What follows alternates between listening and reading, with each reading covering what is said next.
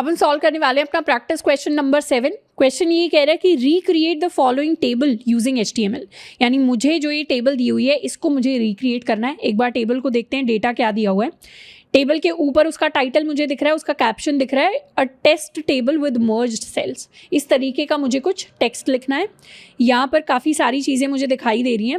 मुझे दिख रहा है ये एक तरीके से मेरा हेडर होने वाला है। मुझे दिख रहा है कि इसके अंदर सारा का सारा जो फॉन्ट टाइप है कुछ भी बोल्ड नहीं दिख रहा, तो मैं ये अज्यूम कर सकती हूँ कि यहाँ पर हेडर में कुछ भी नहीं है। सारी की सारी जो डिटेल्स हैं वो TD सेल्स के अंदर मैं लिख सकती हूँ, यानी डेटा सेल्स के अंदर सारी डिटेल लिखी जा सकती है। TH सेल को मुझे यूज़ करने की ज़रूरत नहीं है क्योंकि हेडिंग यूजुअली बोल्ड होती है एंड इस टेबल के अंदर कुछ भी मुझे बोल्ड में दिखाई नहीं दे रहा।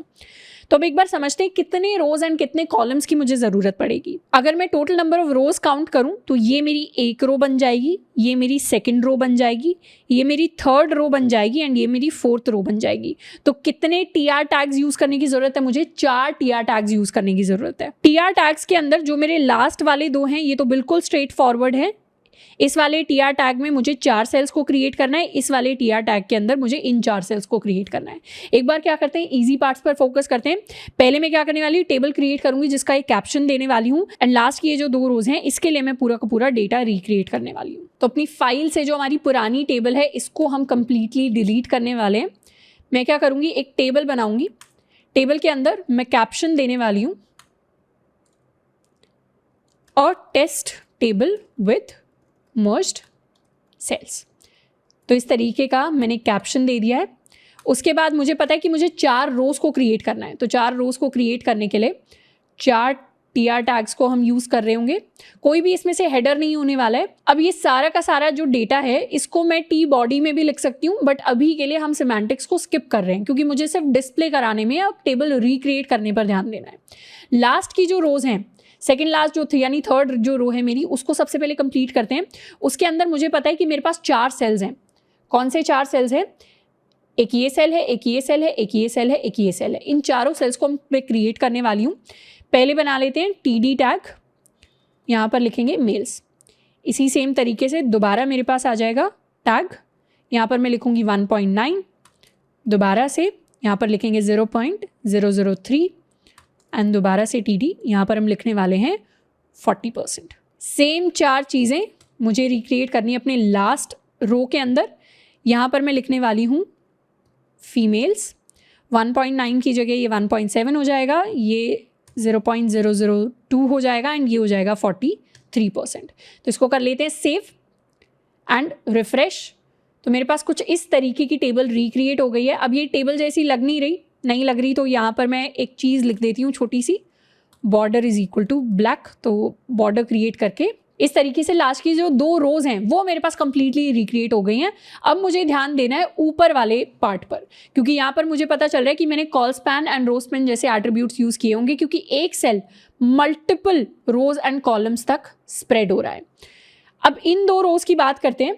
ये मेरी यहाँ पर फर्स्ट रो है, this is my row 1 and ये मेरी यहाँ पर सेकेंड रो है, दिस इज माई रो 2। अब यहाँ अगर मैं फर्स्ट रो की बात करूँ तो कौन कौन सा डेटा आ रहा है फर्स्ट रो में? एक तो मेरा सेल आ रहा है जो कंप्लीटली खाली है, मतलब सेल ने जगह तो घेरी हुई है बट इसके अंदर कुछ लिखा नहीं हुआ। तो इसको मैं क्या करूँगी, TD नाम से क्रिएट तो कर दूंगी हेडर टैग से एलिमेंट, बट उसको मैं कंप्लीटली खाली छोड़ने वाली हूँ। उसके बाद फर्स्ट रो के अंदर मेरे पास एक और सेल आ रहा है, इसके अंदर आइटम लिखा हुआ है एवरेज एंड तीसरा आ रहा है रेड आइस। तो एक तरीके से फर्स्ट रो को अगर मुझे क्रिएट करना है तो सबसे पहले मैं लिखूंगी TR एंड इस तरीके से फर्स्ट रो के अंदर 3 आइटम्स हैं। एक है मेरा TD जो कंप्लीटली खाली है, दूसरा है मेरा TD जिसके अंदर मैं लिखने वाली हूँ एवरेज, तीसरा है मेरा डेटा आइटम जिसके अंदर मैं लिखने वाली हूँ रेड आइस। इसको मैंने क्रिएट कर लिया, इसको क्रिएट कर लिया, इसको क्रिएट कर लिया। अब इनका साइज देख लेते हैं। बाय डिफॉल्ट सबको एक रो एंड एक कॉलम मिलता है। इस एम्प्टी वाले सेल की बात करते हैं, इसने कितने रोज ऑक्यूपाई किए हैं? इससे 2 हॉरिजॉन्टल लाइंस जा रही हैं पूरी टेबल को कवर करती हुई, तो इसने 2 रोज को ऑक्यूपाई किया है। एंड कितने कॉलम्स को ऑक्यूपाई किया है? एक ही कॉलम चाहिए मुझे टेबल को कवर करने के लिए, तो एक कॉलम को ऑक्यूपाई किया है। इसकी अगर मैं बात करूं एवरेज की, तो इसने एक सिंगल रो को ऑक्यूपाई किया है, बट कॉलम्स की बात करूं तो 2 कॉलम्स को ऑक्यूपाई किया है।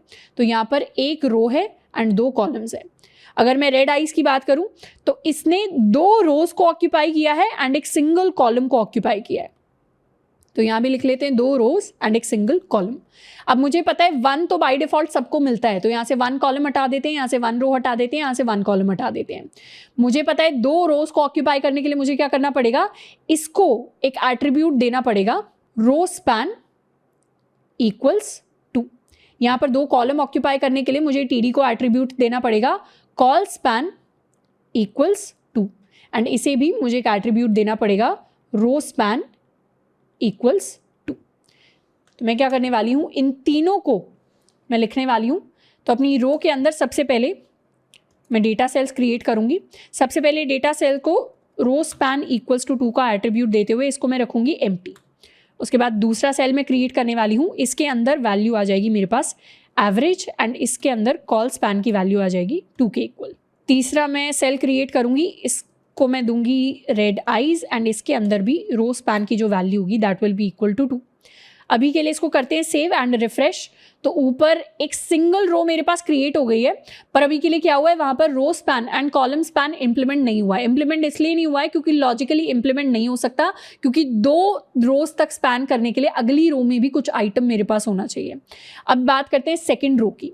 सेकेंड रो के अंदर अगर मैं देखूं तो मेरे पास 4 आइटम्स हैं। 4 आइटम्स में से ये जो एम्प्टी सेल है एंड ये जो रेड आइज वाला सेल है, इसको हम ऑलरेडी क्रिएट कर चुके हैं फर्स्ट रो के अंदर। तो मुझे 2 आइटम्स को क्रिएट करना है, हाइट एंड वेट। हाइट की बात करें तो ये एक ही रो ले रही है, एक ही कॉलम ले रही है। वेट वाले सेल की बात करें तो ये भी एक रो एंड एक कॉलम को ऑक्यूपाई करता है। तो अब सेकंड रो को हम क्रिएट करने वाले हैं। सेकंड रो के अंदर सबसे पहले हम डेटा सेल क्रिएट करेंगे जिसके अंदर आ रहा होगा मेरे पास हाइट एंड उसके अलावा जो सेल होगा उसके अंदर हम लिखने वाले हैं वेट। इसको कर लेते हैं सेव एंड नाउ रिफ्रेश। तो रिफ्रेश होकर मेरी टेबल बिल्कुल वैसी दिख रही है जैसी टेबल को हमने क्रिएट करना स्टार्ट किया था। यानी यहाँ पर पहले तो खाली सेल एवरेज और रेड आइज वाला जो सेल है वो सिंगल लाइन में आ रहा था, पर जैसे ही मैंने सेकंड रो को क्रिएट कर लिया वो 2 रोज एडजस्ट होकर पूरा का पूरा उसने वो एरिया ऑक्यूपाई कर लिया है फर्स्ट रो वाले आइटम्स ने, जो मैंने एट्रीब्यूट्स की फॉर्म में उनके लिए डिफाइन किया था। तो इस तरीके से हम टेबल्स को यूज करते हैं HTML के अंदर। एंड टेबल्स में जितनी भी इंपॉर्टेंट चीजें थी जिनके बारे में हमें पता होना चाहिए एज अ बिगिनर या वेब डेवलपमेंट सीखते टाइम, उनको हम ऑलरेडी सीख चुके हैं। तो HTML के अंदर टेबल्स वाला जो पार्ट है वो इतना ही है। इसके बाद आपके लिए होमवर्क यही बचेगा कि आप असाइनमेंट वाले जो प्रॉब्लम्स है रिलेटेड टू टेबल्स उनको कंप्लीट कर लें। उनको अच्छे से हमें टाइम देकर, शुरुआत में छोटे छोटे ईजी प्रॉब्लम्स हमें दिए हुए हैं, धीरे धीरे हम लेवल बढ़ा रहे होंगे। एंड नेक्स्ट टॉपिक जिसको हम पढ़ रहे होंगे वो है फॉर्म्स इन HTML।